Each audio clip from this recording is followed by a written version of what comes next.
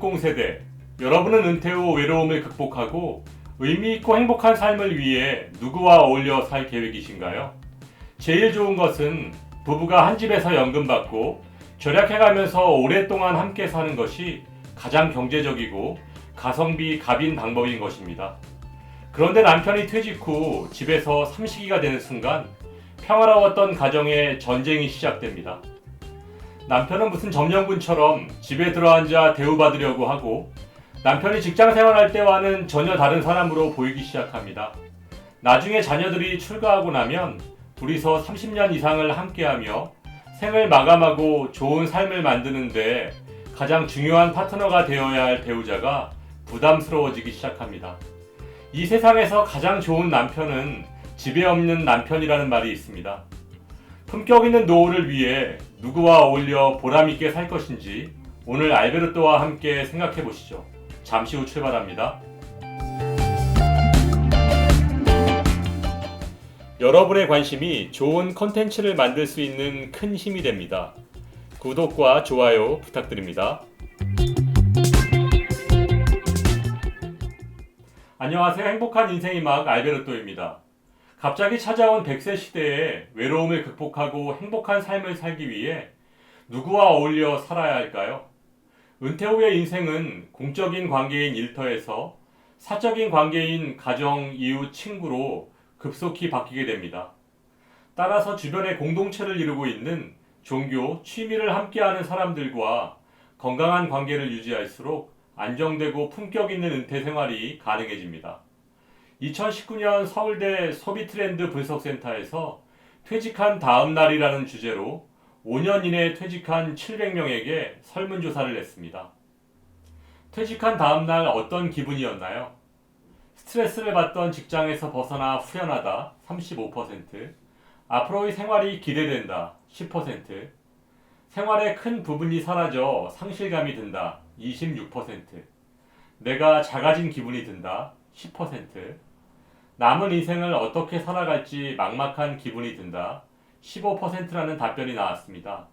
스트레스 받던 직장에서 벗어나 후련하기도 하지만 퇴직 후 30년 이상 남은 인생에 대한 두려움과 상실감이 혼재되어 있는 것을 볼 수 있습니다.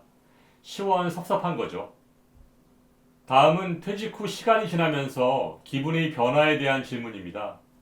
퇴직 후 1개월일 때는 후련함 8.9%, 기대감 15.8%, 막막함 32.7%, 상실감 24.8%였고 퇴직 후 3개월일 때는 후련함 7.2%, 기대감 23.8%, 막막함 28.3%, 상실감 21.2%였고 퇴직 후 6개월일 때는 후련함 2.8%, 기대감 17%, 막막함 27.7%, 상실감 19.1%, 퇴직 후 12개월일 때는 후련함 7.1%, 기대감 28.6%, 막막함 14.3%, 상실감 21.4%인 것으로 나타났습니다.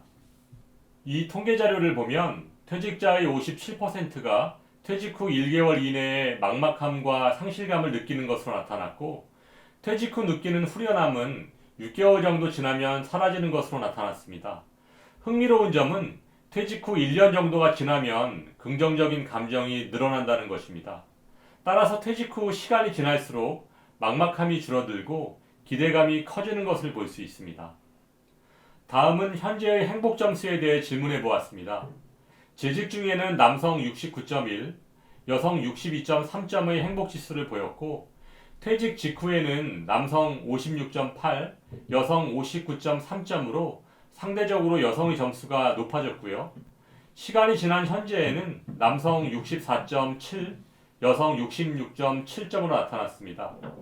그래프를 통해서 보면 행복 지수는 남성, 여성 공통으로 퇴직 후 급락했다가 다시 상승하는 V자형의 형태를 보였고 남성보다 여성의 현재 행복 점수가 높은 것으로 나타났습니다. 이것을 보면 남성은 평생 직장 위주의 인간관계를 맺은 반면 여성은 학부모, 이웃, 친구 등과의 다양한 인간관계를 맺고 소확행을 추구하는 경향이 큰 것을 볼 수 있습니다. 다음은 퇴직 후 라이프 스타일을 유형별로 5가지로 분류해보면 첫째, 핵인싸형입니다. 일 빼고는 뭐든 열심히 하는 스타일, 취미와 모임에 최선을 다하면서 남은 인생을 즐기는 스타일입니다. 둘째, 꽃보다 지평입니다. 집에서 할 수 있는 소소한 취미를 즐기며 가정 안에서 행복을 찾는 스타일입니다. 셋째, 청산별곡형입니다. 건강이 최고라고 생각하며 귀농을 꿈꾸기도 합니다. 틈나는 대로 등산과 낚시를 즐기면서 자연과 더불어 취미를 즐기는 스타일입니다.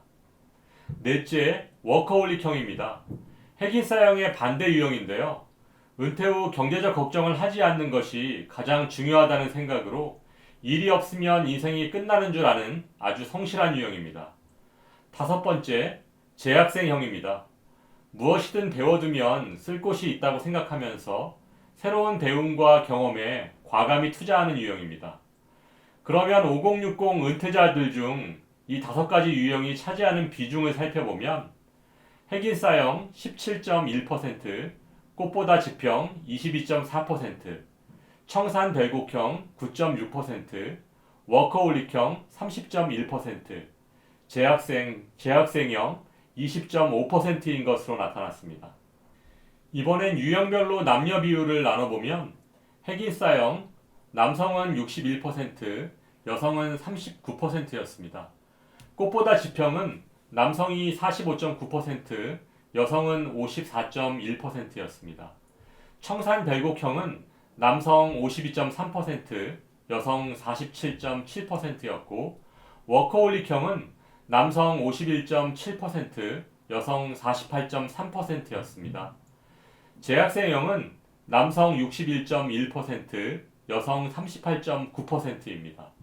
성별로 분석해보면 핵인싸형과 재학생형은 남성이 높고 꽃보다 지평은 여성의 비율이 훨씬 높은 것으로 나타났습니다. 그러면 퇴직 이후 유형별로 행복도의 변화는 어떨까요? 핵인싸형은 재직 중 62, 퇴직 이후 59, 현재 66.7점이었고 꽃보다 지평은 재직 중 65.4, 퇴직 이후 60.5, 현재 67.3점이었습니다. 청산별곡형은 재직 중 67.6, 퇴직 이후 54.8, 현재 61.8점이었고 워커홀릭형은 재직 중 66.6, 퇴직 이후 56.7, 현재 64.7점이었습니다.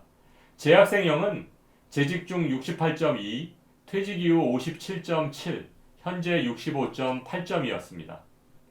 핵인싸형과 꽃보다 지평은 재직 중보다 현재 행복도가 높아진 반면 청산별곡 워커홀릭 재학생형은 재직 중보다 현재 행복도가 낮았습니다. 특히 청산별곡형은 퇴직으로 인한 행복의 낙차를 크게 경험한 것으로 나타났습니다. 반면 핵인싸형은 행복도가 가장 큰 폭으로 올랐음을 보여주고 있습니다. 참고로 미래의 행복도를 묻는 질문에도 유사한 답변이 나왔는데요. 갈수록 더욱 행복할 것 같다는 응답은 핵인싸형이 가장 높았고 나이 들면서 행복한 일이 줄어들 것 같다는 응답은 워커홀릭형이 가장 높았습니다. 이런 통계 자료를 보면 일이 아니라 관계 속에서 행복을 찾는 사람의 행복도가 높게 나타났고 노후의 행복 역시 관계에서 온다는 점을 보여주는 결과가 나왔습니다. 노후의 이야기는 무엇보다 나의 이야기이고 나의 가족의 이야기이고 코앞에 닥친 우리의 미래입니다. 하지만 누구도 경험해보지 못한 급속한 고령화로 인해서 가장 준비가 덜 돼 있고 앞으로 해결해야 할 부분이 가장 많은 영역인 것입니다. 누구와 어울려 살 것인가를 정리해보면 첫 번째, 수평적인 부부관계와 가족관계의 유지가 중요합니다. 가사노동을 적극적으로 분담하고 가족과의 대화와 교감을 늘리는 데 최선을 다해야 합니다. 남성의 노력이 가정의 행복을 좌우하기 때문입니다. 두 번째는 의미 있는 공동체 속에서 다양한 인간적 교류가 필요합니다. 가끔씩 만나서 밥만 먹고 헤어지는 형식적인 관계가 아니라 같은 관심사와 목표, 다양한 연령층과의 교류를 통해서 의미 있는 여가를 충족시켜야 합니다. 직장 다닐 때는 앞집과 인사도 안 하고 지내다가 은퇴 후엔 안면 트고 어울리기 시작합니다. 이렇게 낯설고 어려운 은퇴 후 노후 문제를 해결하기 위해서는 충분히 훈련하고 충분히 숙련되고 충분히 공부해야 합니다. 이런 준비 과정을 거친 후 은퇴를 해야만이 품격 있는 노후를 맞이할 수 있는 것입니다. 여러분의 행복한 인생 이막을 알베르토가 응원합니다. 행복한 하루 되세요. 여러분의 관심이 좋은 컨텐츠를 만들 수 있는 큰 힘이 됩니다. 구독과 좋아요 부탁드립니다.